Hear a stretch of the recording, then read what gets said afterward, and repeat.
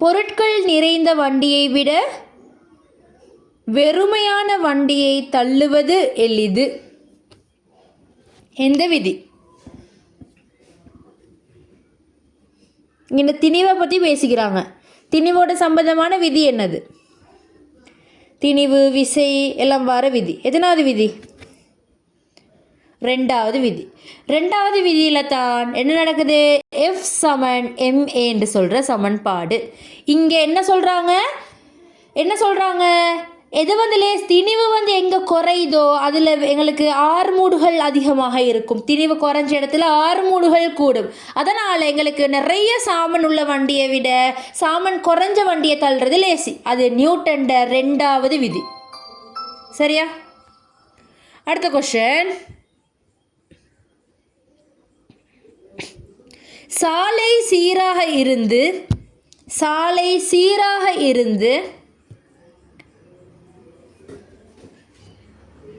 மிதிவண்டியின் சக்கரங்கள் சாலை சீராக இருந்து மிதிவண்டியின் சக்கரங்கள் சாலை சீராக இருந்து மிதிவண்டியின் சக்கரங்கள் நல்ல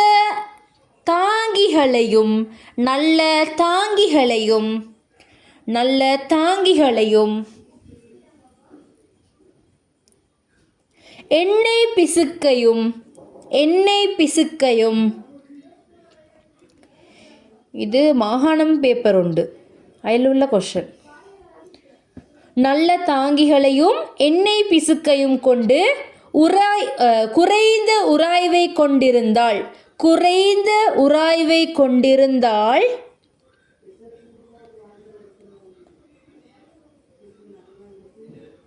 மிதிவண்டியை மிதிக்காமல் நீண்ட தூரம் செல்ல முடியும்.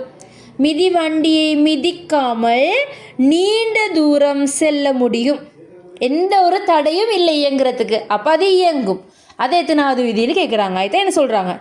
எல்லாம் உராய்வெல்லாம் குறவு, என்ன தாங்கியெல்லாம் சரியாகிக்குது, எந்த ஒரு தடையும் இல்லை. தடையும் இல்லாமல் இயங்குறது எத்தனாவது விதி? நியூட்டன் எத்தனாவது விதி?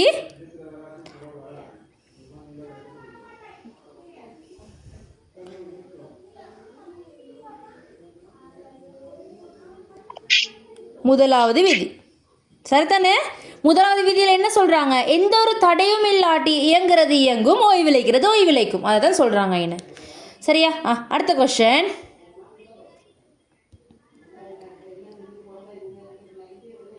பறவைகளும்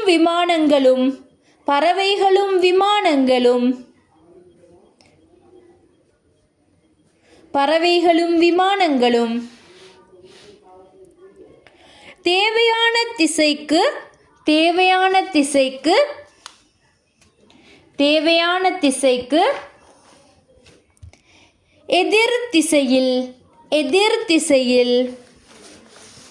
எதிர் திசையில்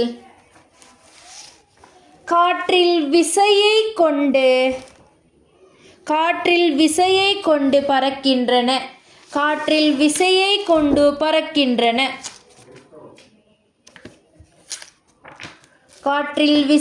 கொண்டு பறக்கின்றன.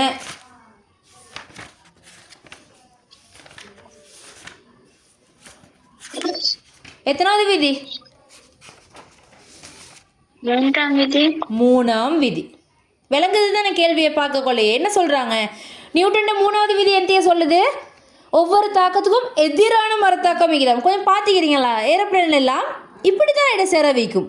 ஆனால் அது இப்படி முன்னுக்கு போகும். பாருங்கள், இது பின்னுக்கு இருக்குது, ஆனால் அது முன்னுக்கு போகுது.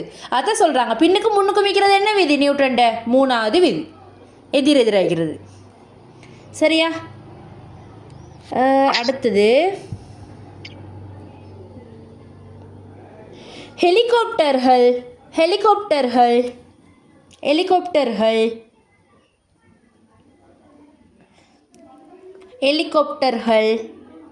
காற்றை கீழ் நோக்கி தள்ளுவதன் மூலம் காற்றை கீழ் நோக்கி தள்ளுவதன் மூலம் மேல் நோக்கிய மறுதாக்க விசையை பெற்று காற்றை கீழ் நோக்கி தள்ளுவதன் மூலம் மேல் நோக்கிய மறுதாக்க விசையை பெற்று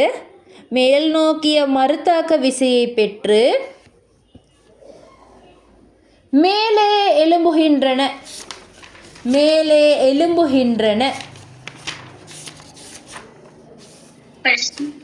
மேல் நோக்கி அதுக்கப்புறம் என்ன சொன்னீங்க? மேல் நோக்கி எழும்புகின்றன. சரியா? ஹெலிகாப்டர்கள் காற்றை கீழ் நோக்கி தள்ளுவதன் மூலம் மேல் நோக்கிய மறுதாக்க விசையை பெற்று மேலே எழும்புகின்றன. எத்தனாவது விசை? எத்தனாவது விதி? பார்த்தாலே விளங்குது, அம்புக்குரிய பார்த்தாலே. மூணாவது விதி சரிதானே? ஏண்டா காற்றை வந்து கீழே தள்ளுது, இவர் மேலே போற பாருங்க. இப்படி எதிரெதிரான திசையா இருந்தால் நியூட்டன்ட மூணாவது விதி என்ன வச்சுக்கோங்க. சரியா?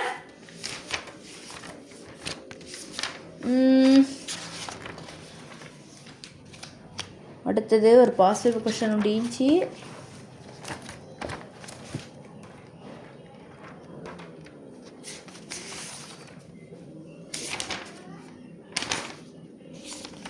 சரியா? எழுதுங்க.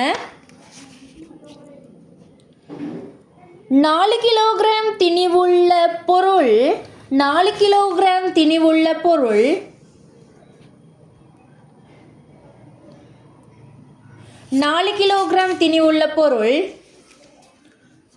7 மீட்டர் செகண்ட் -2 எனும் ஆர் மூடை பிரயோகித்து 4 கிலோகிராம் திணிவுள்ள பொருள் 7 மீட்டர் செகண்ட் -2 எனும் ஆர் மூடை பிரயோகித்து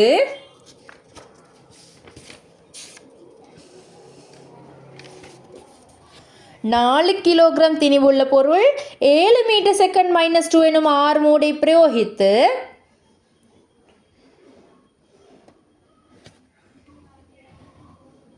இயங்குகின்றது.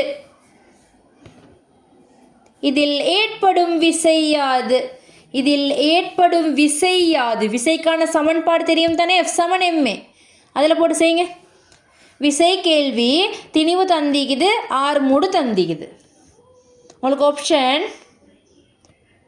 25 நியூட்டன், 28 நியூட்டன், 32 நியூட்டன், 42 நியூட்டன்.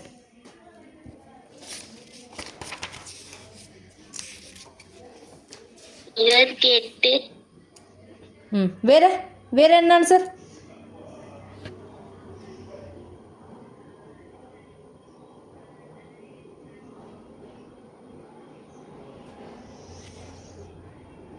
எப்படி செய்கிறது? F = ma. திணிவு எவ்வளோ? 28. திணிவு எவ்வளோ தந்தேன்? 4. ஆர் மூடு எவ்வளோ தந்தேன்? 7. இது ரெண்டையும் பெருக்கினா என்ன வீடு? 28. அவ்வளோதான். போட்டுக்கோங்க. சரியா? இன்னொரு கொஸ்டின் இருந்துச்சு, நான் அதை குரூப்லேயே போட்டுவிட்றேன். சரி, அடுத்தது உராய்வு விசை. போடுங்க தலைப்பு, உராய்வு விசை.